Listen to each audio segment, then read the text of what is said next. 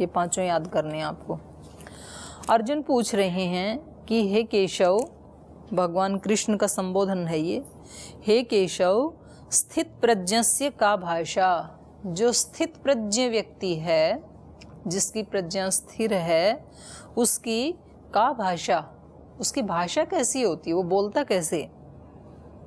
स्थित प्रज्ञस्य का भाषा समाधिस्थस्य, जो समाधि में स्थित है, माने चित्त की एकाग्र अवस्था में स्थित होकर के जो बोलता है, उसकी भाषा कैसी होती है। स्थित धी ही किम प्रभाषेत, जो स्थित धी है, जिसकी धी माने बुद्धि स्थिर हो गई है, जिसकी प्रज्ञा स्थिर हो गई है, ऐसा व्यक्ति किम प्रभाषेत, कैसे बोलता है वो। किम आसीत व्रजेत किम, और कैसे वो बैठता है। आसीत माने बैठना, कैसे बैठता है। व्रजेत चलता कैसे है वो, माने उसकी बाहर की एक्टिविटी कैसी होती हैं, दूसरे व्यक्तियों की जैसी ही होती हैं या उसमें कुछ विशेषता आ जाती है। कैसे पहचाने कि ये व्यक्ति स्थित धी है या स्थित प्रज्ञ है। तो उसका उत्तर दे रहे हैं श्री भगवान वाच्य, भगवान कह रहे हैं प्रजहाति यदा कामान सर्वान पार्थ मनोगतान। हे पार्थ, यदा जब सर्वान कामान मनोगतान, जब सब मनोगतान सर्वान कामान, अपने मन में होने वाली सब कामनाओं को, प्रजहाति ये मनुष्य छोड़ देता है। मन में कोई कामना नहीं है, कुछ भी प्राप्त करने की कामना नहीं है। प्रजहाति यदा कामान पार्थ सर्वान मनोगतान आत्मनि एव आत्मना तुष्ट। ये आत्मा तो हम सब हैं ही, और हमारे मन में अनेक अनेक क्या होती हैं, कामनाएं होती हैं कि अभी मेरे को ये चीज़ प्राप्त नहीं है तो मैं इसको प्राप्त कर लूँ, अभी मेरे पास ये उपलब्धि नहीं है मैं इस उपलब्धि को प्राप्त कर लूँ, अभी मेरा सम्मान पर्याप्त नहीं है तो कुछ ऐसा करूँ जिससे सम्मान ज़्यादा मिले, अभी मेरे पास दूसरों की प्रशंसा पर्याप्त नहीं है तो कुछ तो ऐसा करूं जिससे सब प्रशंसा करें, अभी मेरी प्रसिद्धि थोड़ी कम है तो कुछ ऐसा करूं जिससे प्रसिद्धि ज़्यादा हो। कुछ तो कुछ कामनाएं होती हैं। अभी दूसरे लोग इतनी पढ़ाई कर रहे हैं तो मैं भी कुछ ऐसा करूं कि पढ़ाई में इनसे आगे चला जाऊं। ऐसे बहुत सारी कामनाएं हमारे चित्त में अलग अलग होती हैं, जिस जिस फील्ड में हम होते हैं। जो घर गृहस्थी होते हैं उनकी कामनाएं अलग होती हैं, उनकी कामनाएं होती हैं धन की और पुत्रों की, पुत्रियों की, उनकी पढ़ाई की, फिर घर में ज़्यादा बिजनेस की, मकान की, गाड़ी की, उनकी अलग कामनाएं होती हैं। ब्रह्मचारियों की, सन्यासियों की अलग कामनाएं होती हैं। लेकिन कामना मुक्त कोई भी नहीं है, कुछ ना कुछ तो कामनाएं सबकी होती हैं। तो कह रहे हैं पार्थ, जब ये आत्मा मनोगत सभी कामनाओं को छोड़ देता है तो फिर कैसा इसका स्वरूप बचेगा, आत्मस्वरूप। और आत्मनि एव आत्मना तुष्ट, अपने आप में अपने आप से ही संतुष्ट है, इससे बाहर से इसको कुछ नहीं चाहिए। नहीं तो व्यक्ति तो इसी उसमें ही तो मतलब अप डाउन हो जाता है कि उसको ज़्यादा स्नेह मिल गया, मेरे को कम मिला, मैंने भी नमस्ते की थी, मेरे को आशीर्वाद थोड़ा मिला, उसको ज़्यादा मिला। तो दूसरे से खुश होना चाहते हैं ना हम। और ये साधक क्या करता है, आत्मनि एव आत्मना तुष्ट, अपने आप में अपने आप से प्रसन्न। जो व्यक्ति अपने आप से प्रसन्न नहीं है वो प्रसन्नता को कहीं बाहर ढूंढता है कि मेरे को शायद ये प्रसन्नता पढ़ाई में मिल जाए, शायद ये प्रसन्नता बिजनेस में मिल जाएगी, शायद ये प्रसन्नता नौकरी में मिल जाएगी, शायद ये प्रसन्नता किसी के साथ संबंध बनाने में मिल जाएगी। जिसके अपनी प्रसन्नता नहीं है वो प्रसन्नता को कहाँ ढूंढता है, बाहर ढूंढता है। जो स्वयं अपने आप से खुश नहीं है वो अपनी खुशी को कहाँ ढूंढता है, बाहर ढूंढता है कि मेरी खुशी बाहर से इन लोगों से है। तो इसलिए वो मांगता है फिर दिन भर कि आप थोड़ा ऐसा व्यवहार करो तो मैं खुश हो जाऊं। जिसका अपने आप में अपना सम्मान नहीं है, वो बाहर से सम्मान मांगता है। वो कहता है कि आप थोड़ा सम्मान करो ना मेरा, ताकि मैं सम्मानित महसूस करूं। क्योंकि खुद व्यक्ति अपनी आत्मा का सम्मान नहीं करता है, खुद का अपना सेल्फ रेस्पेक्ट नहीं है। और जिस व्यक्ति का अपनी दृष्टि में अपना सम्मान है, उसको दूसरों से सम्मान मांगने की ज़्यादा आवश्यकता नहीं पड़ती है। जिसकी खुशी अपने आप से है, वो बाहर से खुशियाँ मांगता नहीं, बल्कि देता है दूसरों को खुशियाँ। तो ये इसने यहाँ इस श्लोक में बहुत बड़ी बात भगवान कृष्ण ने कही है। आत्मनि एव आत्मना तुष्ट। जो व्यक्ति अपनी आत्मा से अपने आप में तुष्ट है, प्रसन्न है, तो फिर वो बाहर से तो किसी से मांगेगा नहीं प्रसन्नता, वो तो देगा जो उसके कांटेक्ट में आएगा उसको। आत्मनि एव आत्मना तुष्टः स्थित प्रज्ञस्य तदोच्यते। तब उस व्यक्ति को स्थित प्रज्ञ जानना चाहिए। जिस व्यक्ति को बाहर से कोई कामना नहीं है, किसी से कोई अपेक्षा नहीं है, अपने आप में वो अपने आप को प्रसन्न महसूस करता है, अपने आप में वो अपने आप को सम्मानित महसूस करता है, अपनी ही आत्मा से अपने आप को खुश महसूस करता है और सदा शांत रहता है, वो व्यक्ति कैसा है? स्थित प्रज्ञ है। उसको स्थित प्रज्ञ कहेंगे। नहीं तो फिर बुद्धि चलायमान होती है तो फिर वो कुछ ना कुछ तो डिमांड करती है। तो ये बड़ा अंडरलाइन करने जैसा शब्द है। आत्मनि एव आत्मना तुष्ट। मेरा सम्मान कोई दूसरा करे या ना करे, लेकिन मैं अपनी आत्मा का बहुत सम्मान करता हूँ। मेरे को खुशियाँ कोई दूसरा दे या ना दे, लेकिन मैं अपनी आत्मा में अपने आप में खुश स्वरूप वाला हूँ। मेरा स्वरूप ही खुश है। दूसरे कोई मेरे को तुष्ट करें या ना करें, लेकिन मैं अपने आप से तुष्ट हूँ। आगे एक श्लोक और आएगा, संतुष्ट सततम योगी। योगी जो है वो कैसा होता है? सतत संतुष्ट। थोड़ा थोड़ा देर के लिए संतुष्ट तो कोई भी हो जाता है, हम सभी हो जाते हैं। जब जब हमारी इच्छा पूरी होती है तो हम संतुष्ट हो जाते हैं, फिर कोई नई इच्छा जग जाती है। लेकिन योगी क्या होता है? सतत सतत संतुष्ट रहता है। वो अपना काम किए जाता है, फल कुछ चाहिए नहीं, आनंद में रहता है। फिर तो उसके रोम रोम से आनंद बहता रहता है। दूसरे लोग फिर इसीलिए तो योगी के पास लोग ज़्यादा ठहरना चाहते हैं, क्योंकि इनडायरेक्ट रूप से उसके पास कुछ अच्छा मिल रहा होता है। आप लोग क्यों बैठना चाहते हैं स्वामी जी के पास? इसीलिए बैठना चाहते हैं कि जो योगी होते हैं तो उनके एक एक रोम रोम से खुशियाँ निकलती हैं, प्रसन्नता निकलती है, संतुष्टि निकलती है, क्योंकि वो अपने आप में ही संतुष्ट हैं, खुश हैं, प्रसन्न हैं, शक्ति संपन्न हैं। तो जो भी फिर उनके संपर्क में आता है उसको भी उससे मिलने लगता है। तो हमें लगता है कि थोड़ा और बैठें तो ताकि और मिले, क्योंकि हम खाली हैं।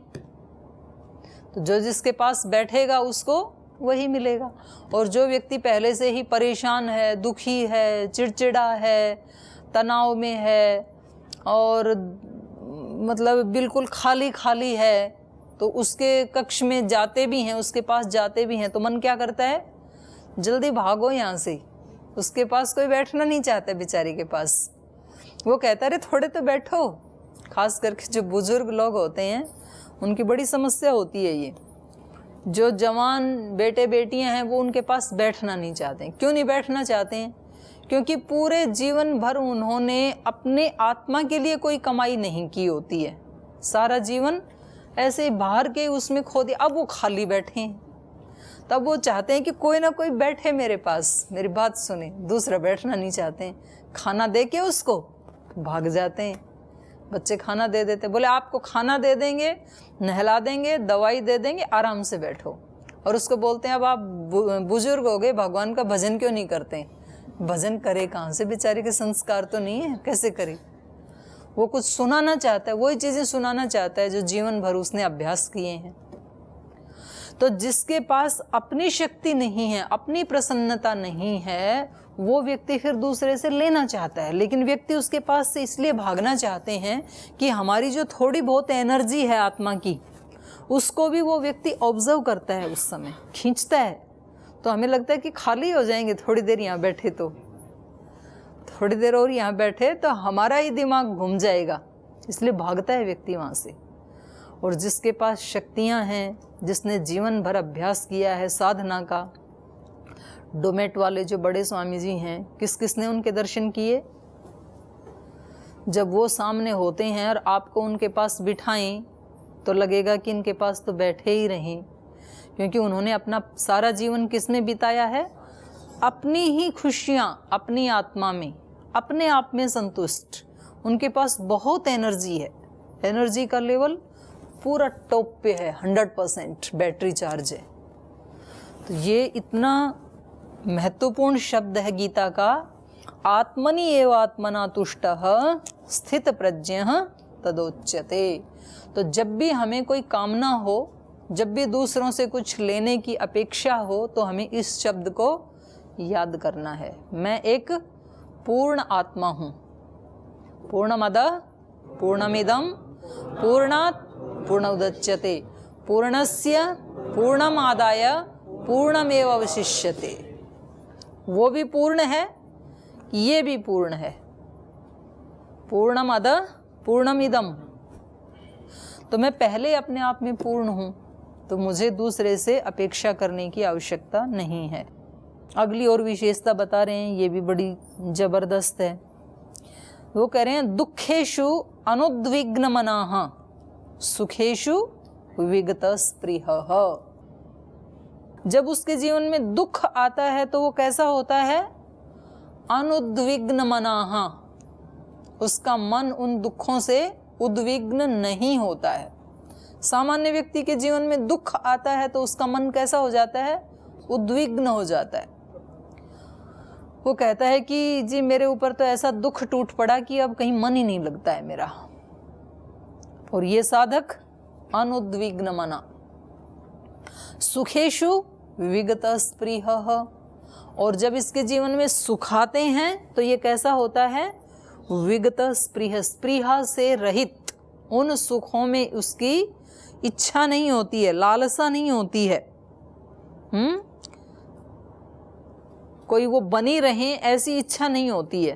तो आपको दो प्रकार के जीवन मिलेंगे सन्यासियों के, जो महापुरुष हुए हैं ना, कुछ तो ऐसे मिलेंगे कि जिनके जीवन में बहुत भयानक दुख आया और उन्होंने उस दुख का सदुपयोग किया, फिर कि ये आया है तो मुझे इसका सदुपयोग करना है, अब रोना नहीं है। ये जो अपने गुरुजी एक उनकी वो पढ़ते हैं पुस्तकें और सीडी भी डाल के दिए ना, स्वामी शरणानंद जी हुए हैं एक, तो उनके बहुत सुंदर आँखें थी। जब वो बचपन में थे तो उनको कमल नयन कहते थे। फिर कोई बीमारी आई, मतलब वो जो माता निकलती है ना, चिकन पॉक्स, स्मॉल पॉक्स निकला। चिकन पॉक्स में छोटे होते हैं, स्मॉल पॉक्स में बड़े होते हैं। दिखने में तो मतलब कहने में स्मॉल है वो, लेकिन वो होता बड़ा है। तो उसमें उनकी आंखें चली गई। पहले ज़्यादा आती थी ये बीमारी, तो उनकी आंखें चली गई। तो उन्होंने फिर सोचा कि ये तो शरीर तो ऐसा ही है, आज मेरी आंखें गई हैं, कल मेरे कान भी जा सकते हैं, परसों मेरी वाणी भी जा सकती है, तरसों मेरा शरीर भी जा सकता है, ये तो सब अस्थिर है। तो मुझे तो जो बचा है इसका सदुपयोग कर लेना चाहिए। और वो घर से निकल गए और एक उस खोज में लग गए वो। ऐसे महर्षि दयानंद के जीवन में उनकी चाचा की मृत्यु, उनकी बहन की मृत्यु, जिसको वो बहुत ज़्यादा स्नेह करते थे, तो एक ऐसा दुख लगा उनको, तो उस दुख का उन्होंने सदुपयोग किया, फिर रोते नहीं रही वो। और कुछ लोगों के जीवन में बहुत ज़्यादा सुख की बहुतायत थी, तो उसमें वो विगत स्पृह हो गई। जैसे कि महात्मा बुद्ध, सब प्रकार से सुखी संपन्न जीवन था, लेकिन उन सुखों में उनकी स्पृहा नहीं थी, लालसा नहीं थी, तो उससे ऊपर उठ गए वो। तो ये दोनों ही क्वालिटी मिलेंगी स्थित धी वाले में। जिसकी बुद्धि चलायमान नहीं है वो व्यक्ति कैसा होगा?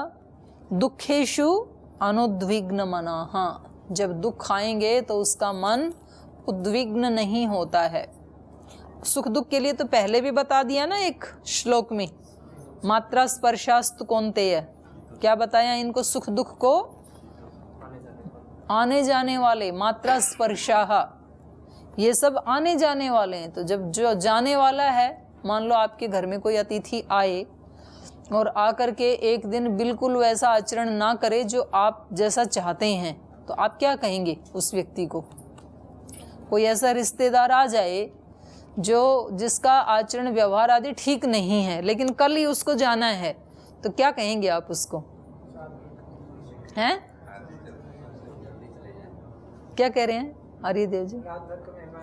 हाँ, रात भर का मेहमान है, तो जैसे तैसे साध लो, इसके साथ बना लो, कल तो चले ही जाना है इसको, कौन सा रहने वाला है ये, रात भर का मेहमान है। तो ऐसे ही हमारे सुख दुख भी क्या हैं? थोड़ी देर के मेहमान हैं, वो जाने ही वाले हैं। मान लो आज दुख आया है जीवन में, तो कल तक तो था नहीं, तो जब कल तक नहीं था, आज आया है, तो वो परसों चला भी जाएगा, आने वाला है वो चला भी जाएगा। दुखेषु अनुद्विग्न मना सुखेषु विगत स्पृहः वीतराग भय क्रोधः। बहुत सुंदर विशेषण है ये। एक ही शब्द ऐसा है जो पूरे जीवन को बदल सकता है। वीतराग भय क्रोधः। जो वीतराग है, वीतराग माने विगत राग, और जो विगत राग है वो विगत द्वेष भी हो जाता है। राग और द्वेष एक ही सिक्के के दो पहलू हैं। हमें राग जहाँ होता है तो कहीं ना कहीं दूसरे से द्वेष भी होता है। द्वेष उससे होता है कि वो उस व्यक्ति के पास ना आ जाए। जिस व्यक्ति से मुझे राग है, उसके पास आने की जिसकी संभावना होगी, उस व्यक्ति से मुझे द्वेष होगा कि वो ना आए बीच में। और मुझे किसी व्यक्ति से द्वेष है तो इसका मतलब किसी न किसी से राग भी है। द्वेष उससे है जो उस व्यक्ति के पास जाता है जिससे मैं राग करती हूँ या करता हूँ। तो ये एक ही सिक्के के दो पहलू हैं। राग होगा तो किसी से द्वेष भी जरूर होगा, द्वेष है तो कहीं ना कहीं राग भी जरूर होगा। तो ये कह रहे हैं कि वो व्यक्ति कैसा होगा? स्थित प्रज्ञ वीतराग, वीतराग होगा, वीत द्वेष होगा। और वीत भय, वीत शब्द तीनों के साथ जुड़ा हुआ है। विगत भय, उसको भय नहीं होगा। वो आप एक वो श्लोक गाते हैं ना, उस योगी को भय किसका हो, कस्मात् भयम योगिनः। कौन से योगी को? धैर्यम यस्य पिता क्षमा च जननी शांतिश्चिरम गेहिनी सत्यम मित्रम इदम दया च भगिनी भ्राता मनः संयमः शय्या भूमितलम दिशोपि वसनम ज्ञानामृतम भोजनम हेते यस्य कुटुंबिनो वद सखे कस्मात् भयम योगी। ऐसा जिसके कुटुंबी जन हैं, उस योगी को भय कैसे हो सकता है? अर्थात उसको किसी का भय नहीं है, जिसमें ये विशेषताएं हैं। तो कह रहे हैं ये योगी कैसा हो जाता है? जो स्थित प्रज्ञ है वो वीत भय, विगत भय। महर्षि दयानंद जाकर के गंगा के किनारे, नदी के किनारे, बालू के ऊपर 6-6, 7-7, 8-8 घंटे समाधि लगाते थे। आप तो 1 ही घंटा लगाते हो यहाँ, और वो भी लगाते हो कि नहीं लगाते हो, भगवान मालिक है आपका। जो नींद में लगाते हो भगवान जाने, जो भी लगाते हो। वो तो 7-7, 8-8 घंटे लगाते थे। एक उसमें लो जुड़ जाती थी, जैसे दीपक की लो होती है ना, ऐसे ईश्वर के साथ कनेक्शन जुड़ जाता था और वहाँ से शक्तियाँ भर के लाते थे। तो कैसे निडर सन्यासी थे वो, किसी का कोई भय नहीं है। तो दिखता है जीवन में कि इसने तो कुछ तो पाया है, नहीं तो इतनी निर्भयता सामान्य व्यक्ति में आ नहीं सकती है। तो निर्भय व्यक्ति कौन होता है? जिसकी बुद्धि स्थिर है, जो योगी है, उसको किसी का भय नहीं होता है। जैसे भी होता है वो सामने बोल देता है। तो एक बार तो उनको इसी के कारण जहर पीना पड़ा, जो लास्ट वाला जहर था, तो वो तो इसीलिए पीना पड़ा ना। हाँ, अंतिम समय में जो वो किसी उसके बहन के बारे में बोल दिया था, राजा को भी धमका दिया और उस बहन को भी धमका दिया, तो वो उसने बहुत सारी अपार संपदा दे दी उनके जो खाना खिलाने वाले था, कि इसको वो सह नहीं पाई अपनी निंदा को। तो ये कैसा होता है ये व्यक्ति? निर्भय वीत क्रोधः, क्रोध रहित होता है। क्रोध करते समय किसकी ज्यादा हानि होती है? जिसके ऊपर क्रोध किया जाता है उसकी ज्यादा होती है, या जो क्रोध करता है उसकी ज्यादा होती है? आपको सारा पता है, कुछ बताने की जरूरत नहीं है, लेकिन फिर भी हम सब क्रोध करते हैं क्योंकि अभ्यास। इसलिए महर्षि पतंजलि ने कहा, हेयम दुखम अनागत दुख हेय है। हो गया सो हो गया, अब आगे उसके प्रति सतर्क रहना है। जो लेने वाले हैं ना, गुस्सा लेने वाले हैं, जिनके ऊपर गुस्सा किया जाता है, वो तो थोड़े से दिन में हैबिचुअल हो जाते हैं। बोल जी इनकी तो आदत है ऐसे डांटने की, वो बिल्कुल प्रभावित नहीं होते हैं। और ये करने वाला बेचारा, इसकी तो सारी एनर्जी चली जाती है। ये इतना डांटता है तो सबसे पहले वो जो एक तपन है वो कहाँ पैदा होती है? दिमाग में, इसके होती है। तब तो ये दूसरे को डांटता है, और दूसरे वो लोग तो उसको लेते ही नहीं हैं, या लेते हैं तो कितनी देर लेते हैं? जब तक इस कक्ष में रहें तब तक। कमरे से बाहर जाते ही छोड़ देते हैं उसको।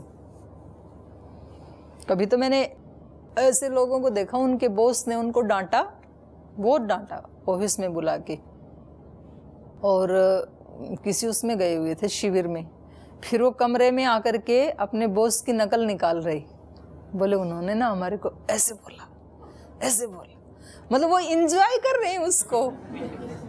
और वो बेचारा जिसने गुस्सा किया, वो बेचारा, उसका तो खून सूख गया। तो ज्यादा हानि किसकी है गुस्सा करते समय? अपनी ज्यादा है। तो ये योगी कैसा होता है? वीत क्रोधः, क्रोध से विगत।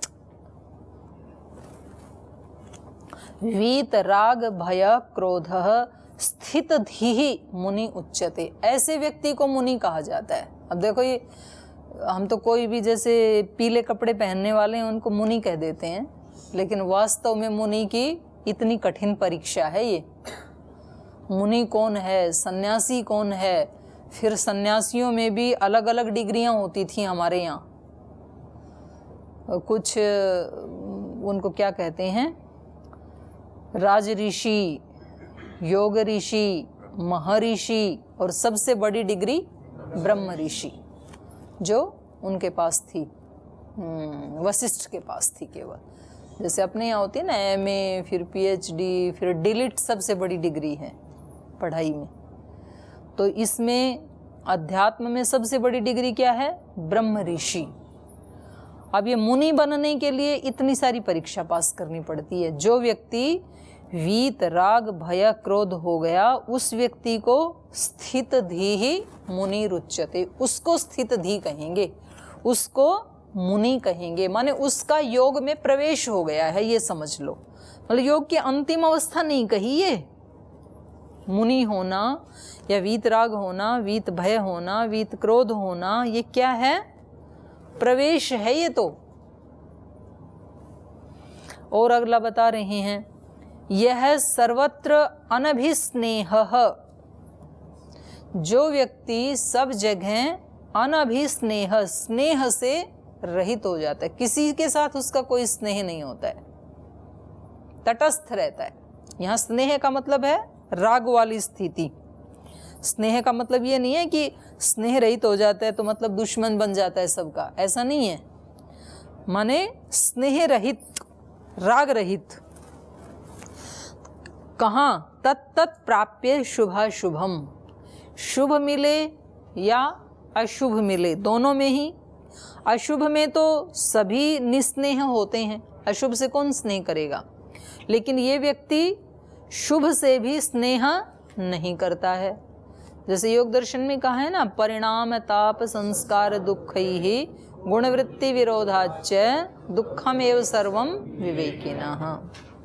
दुःखमेव सर्वं विवेकिनः, विवेकी के लिए सब कुछ दुख ही है। दुख तो सबके लिए दुख ही है, विवेकी के लिए भी दुख है, सामान्य व्यक्ति के लिए भी दुख ही है, दुख देने वाले हैं। लेकिन योगी के लिए सुख भी दुख ही हो जाता है। जिनको सामान्य व्यक्ति सुख मानते हैं इंद्रियों के भोगों को, वो इंद्रिय के भोगों में भी दुख ही देखता है।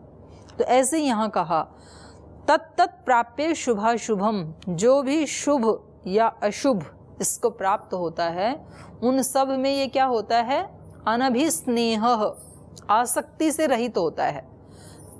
ना तो शुभ में अशुभ में आसक्ति होती है, अशुभ में तो किसी की भी आसक्ति नहीं होगी। लेकिन ये योगी है, ये जो संसार में जिसको शुभ कहा जाता है उस शुभ में भी इसकी आसक्ति नहीं होती है। नाभिनंदति न च द्वेष्टि, ना तो ये खुश होता है शुभ को प्राप्त करके और ना तो ये अशुभ को प्राप्त करके द्वेष करता है, दुखी होता है। शुभ को प्राप्त करके खुश नहीं होता है, अशुभ को प्राप्त करके द्वेष नहीं करता है। तस्य प्रज्ञा प्रतिष्ठिता, उसकी प्रज्ञा प्रतिष्ठित हो गई है।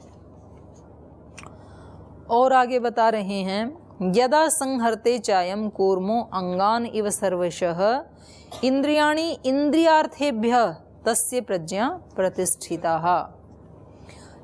यदा च अयम कूर्म अंगान इव सर्वशः संहरते, जब ये योगी कछुए की तरह अपने सारे अंगों को समेट लेता है। संहरते माने समेट लेता है।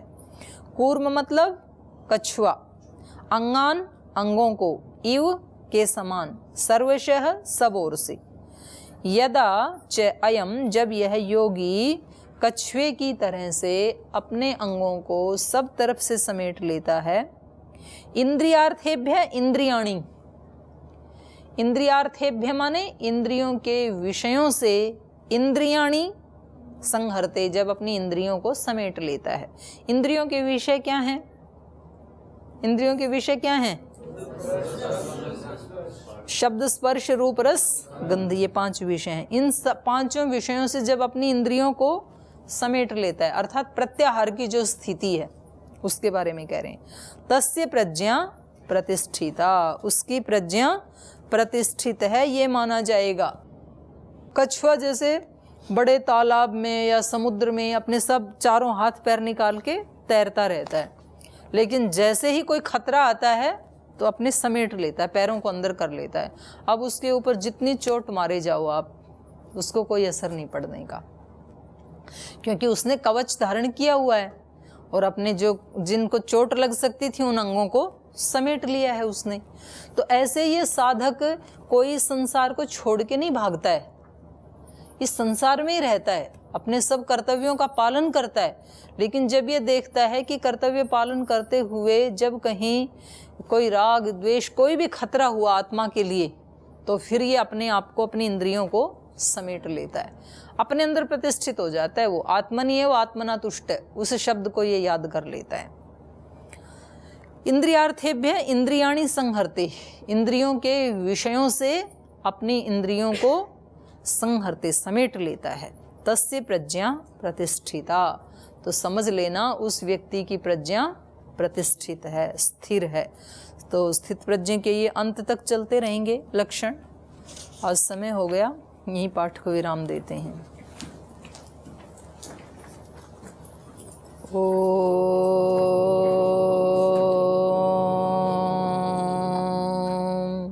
शांति शांति शांति। श्री गुरुभ्यो नमः।